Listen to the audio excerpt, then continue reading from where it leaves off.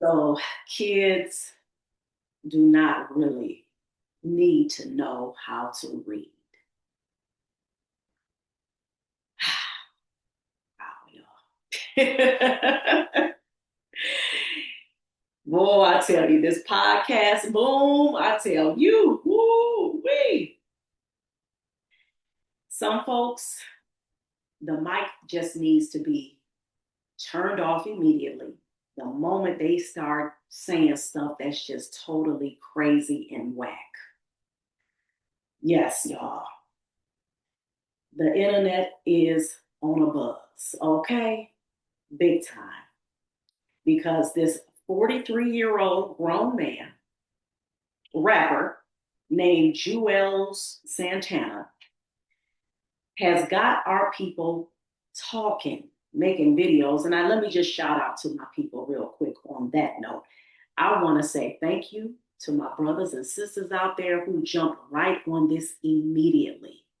I first saw this post that Kev on stage had put up showing a clip where this brother, Juelz Santana, rapper, has said for real, that kids really don't need to know how to read. Now, he first started off good when he said that kids need to learn about financial literacy. They need to learn how to start a business, right? That's what they need. He was right. I'm like, okay, cool, got my ear. Then he follows it up with some ignorant that kids really do not need to know how to read. Now, in the video, he got some clapback. But immediately when he said it, brother's like, whoa, wait, wait, whoa. Now, his dude, I don't know if this is his rapping partner or whatever. I don't even know his name. He over there, no, he right. He don't even know how to read. And then he starts to say, he tries to clean it up a little bit, saying, respectfully, I ain't trying to say, they don't need to be literate, and then he starts, mispronouncing the word literacy or whatever. And I'm like, okay, I ain't gonna beat him up too bad on that. Because my thing is, brother, you already put your foot in your mouth by saying that our children do not need to know how to read. And then you got the dude next to him talking, yeah, I'm saying, co-signing. I mean, just like he is just preaching the gospel. Yeah, they just need to know math. They don't need to know how to read. And then, you can, folks talking about, yeah, what about reading contracts and everything? So then, of course, he claps back with, well, you got audiobooks. You got AI now, where you can just say what it is that you want now. And once again, he putting his foot more and more in his mouth. In fact, I'm going to quote what Dr. Greg Carr says, that he said his mother said, which was, he has opened up his mouth and put his full brain on display. Okay? And I have to laugh to keep from just going insane. Because I'm like, wait, this brother says you don't need to know how to read. Then he starts talking about we can just listen to audiobooks. And then, you can just plug in AI and you can just say what. And I'm sitting up here like, brother, first of all, now you're telling our young people in particular that they should not be empowered by knowing how to read words on their own. They should be dependent upon some technology that at any moment, say those things, you didn't have access to that. Then what you gonna do? Even when somebody gives you some important documents, say you have some important documents or whatever, contract, whatever it's for, not only should you have it electronically if somebody is emailing it to you, you should have a physical copy. Why? Just in case something happens to it and it gets lost, destroyed in the internet somewhere, gone, poof. You should always have a physical copy as a backup. as a just in case. There's nothing wrong with audiobooks. I promote audiobooks. In fact, I read books aloud on my channel.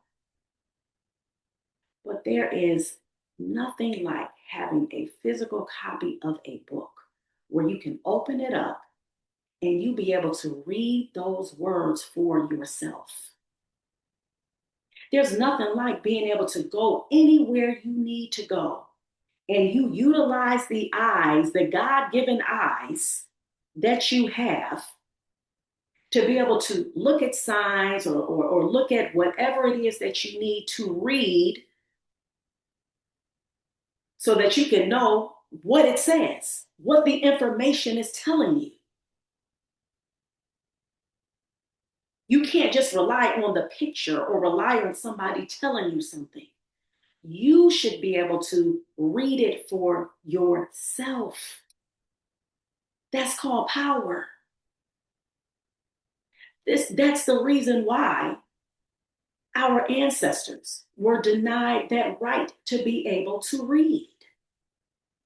Because those enslavers, those racists, they knew the power that reading has. That is a liberatory act. You being able to discern, being able to read the words, being able to read in between the lines, being able to develop a level of comprehension, because that's what reading does for you.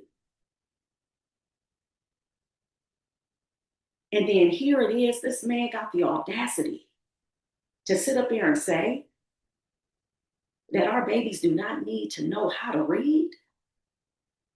And then the tripped out part about it, because like I said, I didn't know. I'm sitting up, I said, let me go do at least a little small, minuscule amount of research on him. So that's when I found out, okay, he's 43, he's a rapper. So one of the thoughts that came to my head is, I said, okay, you're a rapper and you are not promoting reading? So I said, now let me go look up some of your songs. Let me go look up some of your rap songs. And I said, oh, okay. I couldn't stomach. I couldn't stomach it. I couldn't listen to the whole thing because, first of all, one of the rap songs, a majority of the words were bleeped out. A whole bunch of whatever, cussing or whatever he's talking about, they bleeped out. You see images of women being objectified. You see he got wads of money in his hand. Got the jewels. He walked in one video, walking through the projects. And I said, oh, okay, I get it. I get it. See, you have a limited view of what you should be in terms of what success means to you. Success to you is wads of money, a huge selection of women, that you can have access to sexually. You got your necklaces, your jewels, whatever. You walking around, and your lyrics not uplifting at all. Once again, preaching the message of this is what our young people should focus on: making money, getting however many women you can get, and telling our young girls this is what you should grow up and aspire to be. Have everything hanging out everywhere, look this way, and then you'll be able to attract you a man like that who will come with your wads of money and your drink and you getting high. That's your limited mindset. That's your scope. So it all was making sense to me. So I said, there we go. There we go. His concept of success. All is deep rooted in materialism, not upliftment, not creating a valuable legacy. And when you have a person who thinks like that, that means, you know what that tells me? Obviously, he does not really read, but he also has no concept of history, right? Because if he had at least a little small concept of history in terms of Black history and because they have the famous Schomburg Library that I believe, if I'm not mistaken, is in Harlem, if I'm not mistaken. I know it's in New York for sure. And that's the library that when somebody, when you're doing like extensive research as it pertains to Black people, that's one of the libraries that folks go to. That library is talked about extensively because it's filled with books that talks about our history. Because Arturo Schomburg said this. He said, no, when that white teacher tried to tell him that Black people, you all don't have no type of history, that was the spark he needed. Oh, for real? Really? And he went straight down that rabbit hole and said, oh no, you are not going to play my people, and start researching. And now we have this massive library that can be utilized for our people that houses so many different books that talks about the knowledge and the things that our people have done. They invented, they, created, they've written all of these different things about our history. Obviously, that brother Juelz Santana has no clue of that. And quite frankly, he doesn't care, because you know why? Because just like I stated before, his mindset is about making money, having a selection of women, which, by the way, we know they ain't being called beautiful queens, okay? And whatever jewels he got, and how they gonna go to the club and all of that other goofy stuff. So that's why he's saying that. And it's so sad. It's so sad because, again, I don't, first of all, whatever it is that a person has in their mind in terms of what they deem as successful, somebody may be into cars, they may be into jewels, they may be into, looking a certain way. That's fine, because everybody has something that they like, something or whatever. But to not have at least a level of understanding, just like he said in the video, he know how to read a room, right? You don't even have at least common sense. He also talked about valuing common sense as well. You don't even have enough common sense to say, you know what, even if I think that, I don't think that's a good thing that I should say at this particular time. I think I would be doing a disservice to my community if I say that. If I say, me as somebody who's a well-known rapper, has some type of influence, will that be a good thing for me to say, that our kids really do not need to know how to read, and in fact, they should just rely on audiobooks and AI, and they'll be just fine? But no, he wanted to put his full brain on display by making that ignorant comment. And I really pray that that brother looks back. I pray that he gets some insight and say, you know what? I shouldn't have said that. I shouldn't have said that. That was wrong, and let me, try to at least let me say this.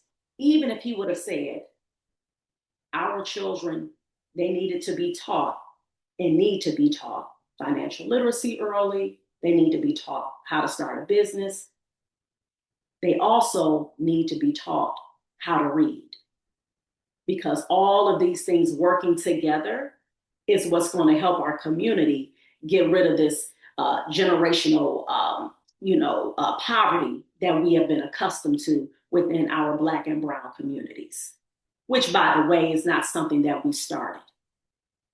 This is something that was done by design. This is something that was done intentionally and is still being intentionally done to our people. That would have been the more thoughtful thing for him to say. But like I said, I appreciate my brothers and sisters who got right on this real quick and started doing videos and said, you know what, we got to shut that down immediately. Here it is. You got fourth graders, 10%, some places, 15% of fourth graders who are reading proficient, literally reading on their grade level. A small, minuscule amount of Black fourth graders. Okay? And this is across the nation. Some places the statistics are lower than that in terms of the amount of kids being able to read on this grade level. You have kids graduating from high school reading on a third grade level, meaning that so they're reading the words, and then not only are you reading, you barely are able to read the words, rather, you're barely understanding what it is that you're reading. Remember, reading the words, that's one aspect. Comprehension is the meat to reading. You can word call all day, but if you do not understand what it is that you're reading, then you're still considered a struggling reader. And just like I had mentioned earlier, in terms of him being a rapper, I'm like, okay, and you are not promoting reading. It makes sense because I'm like the rap artists that I think about who got major flow, who have longevity in the hip hop community. When I read that book, I think it's called The Upcycle, Black Thought, Brother Tariq's book. And that was one of the things he talked about. That's how he was able to become such a beautiful rap artist who knows how to put those words together. You listen to metaphors, the similes, and the analogies, and just making everything make sense. And it sounds good. He talked about how reading helped him do that. When you are a person who reads very well, you also tend to become a great writer. That's why I don't understand with this brother Juelz. I'm sitting up here like I said, wait a minute, you call yourself a rapper and you not promoting reading? Then how are you writing raps? Because if you are a sweet rap artist, you definitely have to be writing some sweet lyrics, which you got from what? From reading. But like I said, when I went to look at some of the videos, I said, oh, it makes sense. Because if you have a limited scope, if your view is small, if your view of life and success is material, objectifying women, and getting your smoke on, drink on, or whatever, then it makes sense. That's what your lyrics gonna look like. You're not gonna have a world view. You're not gonna be able to talk about things that are happening, on a political level, and put it in a rap, and people still rap, and people still listen to that song to this day. You're not going to be able to do that. What kind of longevity are you going to have? What kind of legacy are you going to have? Because what you're rapping about something for real that gives you, everything is in the short term. Because what you're talking about is not sustainable. Materialism and just, objectifying women and not talking about things that are uplifting the community, that's not sustainable. Because remember, you're talking about our kids don't know how to read. You got them execs, them people putting them contracts together, them lawyers that don't look like you, my brother. They don't look like you. A lot of them don't. They know how to read. Oh, they know how to read real well. Oh, yeah. And they know how to make them contracts be so that they'll be making a very large, significant amount of money off of your ignorant behind, making a statement like that. The things that reading does, this is what I'm going to end on. These are just a few of the things that reading does for a person, which I've already mentioned before. Of course, increasing your comprehension, expansion of your vocabulary. Reading helps you become a better writer. And it also helps you become a better communicator. Once again, now you're reading different things, you're learning about different subject areas. Now you have things you can contribute to conversations and not just, again, have a limited scope in terms of your thinking. It helps enhance your creativity. So when you're reading these words, now you can visualize what it is that was written on the page, which increases, again, it enhances your creativity, which leads you to becoming a visionary. And visionaries are usually those who become beautiful entrepreneurs. reading allows you to connect the dots. It allows you to be able to think and process things, not just on a basic, shallow level, on a deep surface level. These are the things that reading do for you, my brother. Then you talk about the social emotional piece. You talk about how reading helps your mood. There's even studies that show that people who read books, it actually helps them to live longer. It actually helps you to become more relaxed and not be somebody who flies off the handle. These are things that how reading helps you on a physiological level. So not just educationally, physiologically, it helps, again, like I said, your mood. It helps you be able to make better decisions, process things. It helps your writing, your spelling. It also helps your pronunciation as well. These are things that reading does for you. So, and these are just some of the things. And just like you, the brother you talked about in terms of help, being able to read the room and common sense, guess what? Reading does that for you too. It teaches you how to be able to read in between the lines, how to be able to infer things that are not explicitly said, things that are implicitly stated, that you don't see directly, right? These are things that reading does for you. And yes, you can get these things from listening to a book, most definitely. Like I said, I promote reading aloud and being able to listen to that read aloud, right? Being able to listen to that book on audio because you can't get a physical copy. But I'm going to tell you now, when you have that physical copy, one of the benefits that I love is that you're able to go back if there's something that you're reading, a book, and then maybe there was something that you didn't quite get and you need to reread that, or it was something that it triggered a thought. And so what I tend to do is, and I recommend to my folks as well, when I'm talking about promoting literacy, is that have you an ink pen, have you a notebook, or you may want to write in the margins of your book, because I have books where I got all kinds of writings, things that came to my mind, things that triggered a memory or something that made a connection to something I read. Someone, oh wow, that reminds me of this. Then I write it down, or I may underline some points. All of this is helping you. It actually trains your brain to be able to think. It trains you to be able to become a researcher, because that's what researchers do. Researchers, they make sure they have their pen and their notebooks, and they're always constantly taking notes. It helps you to become a person who is not quick to make decisions.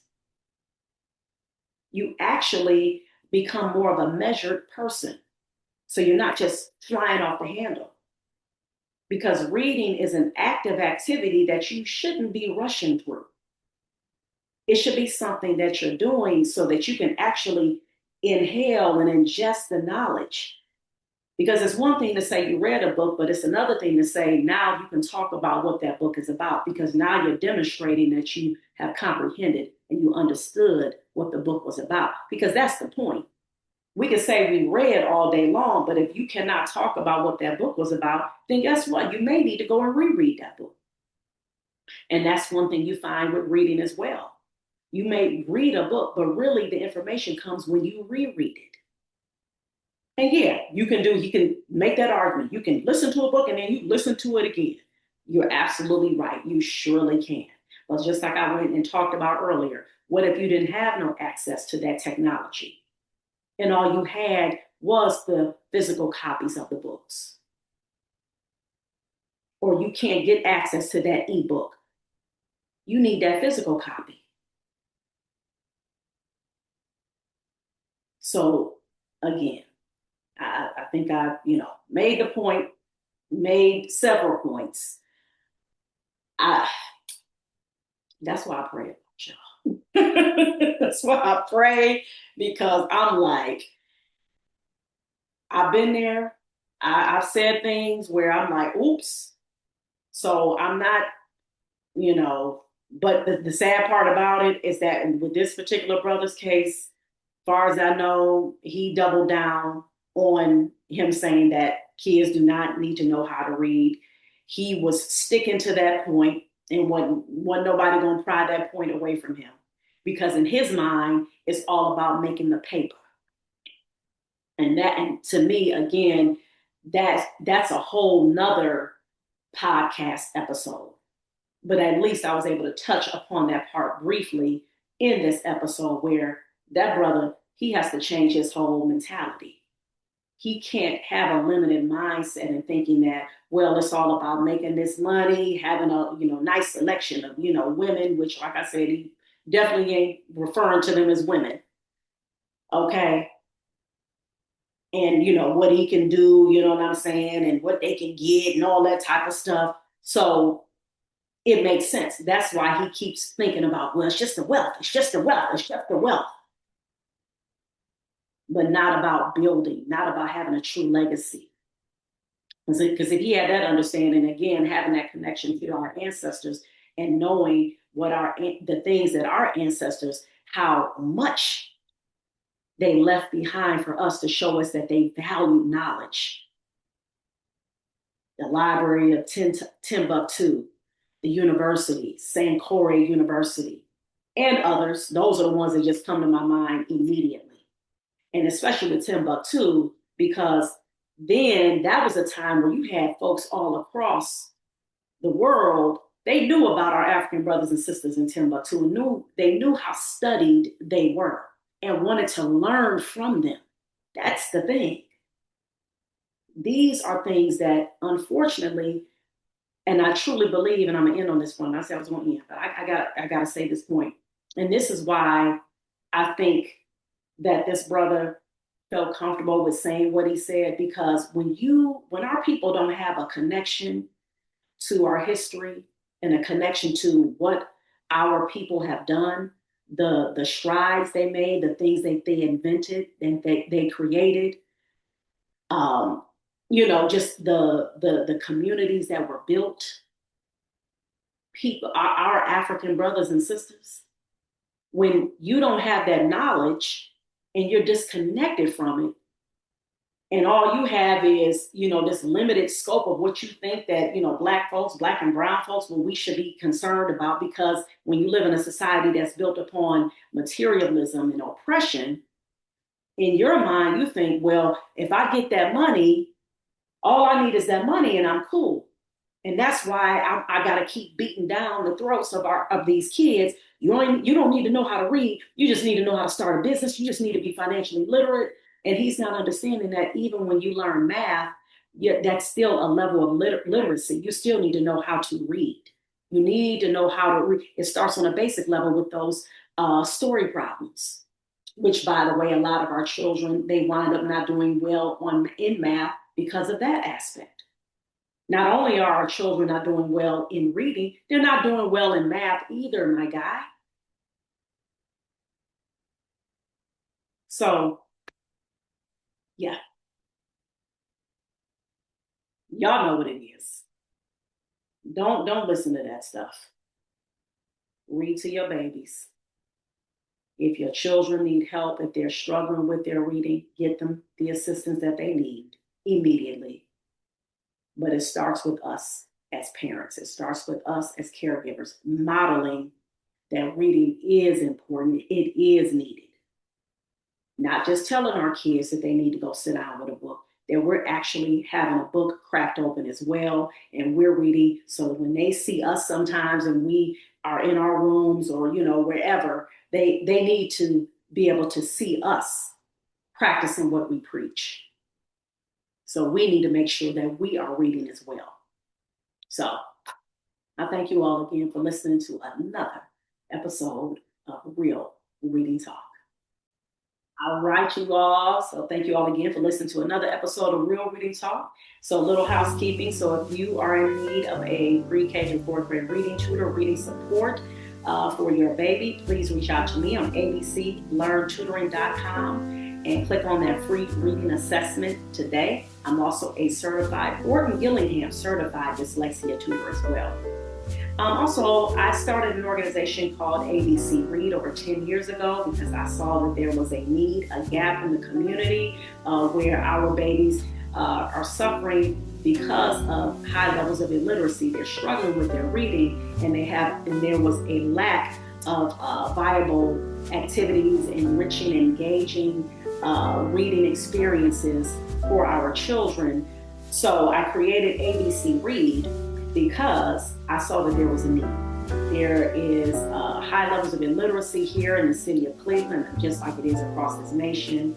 And I saw that we need to have more reading experiences to where our children have engaging, enriching activities that are literacy based, and they have an intergenerational component. So this is why ABC Read is here, y'all. Go to abcread.org to check out the work that we've been doing over the years, okay? And also make sure you subscribe to my YouTube channel, Reading is Freedom. And I want to leave you all this last note. I am a co-author. Healed, Empowered, Resilient. Chapter 5, Escaping the Fear Trap House is my chapter, Escaping the Fear Trap House. All right, Chapter 5, that's what I have written. And this book, me and 9 other phenomenal, amazing women came together to share our stories of empowerment and how we overcame adversity. Please go pick up your copy today. Grab it on Amazon. This will be a great gift. This is the time of giving. A lot of folks are doing shopping, getting gifts. This is one of the gifts that you can add to your list, all right? So, with that being said, I thank you all again for listening to another episode of Real Reading Talk. My name is Ms. Sation, and remember, Real Reading Talk is a place in which we discuss the real systemic issues at the very core, the very foundation as to why we have these high levels of illiteracy and illiteracy in our Black communities and the ways in which we can combat these issues together. Thank you all, and I'm going to leave you with this quote: reading is not optional. Reading is freedom. Peace.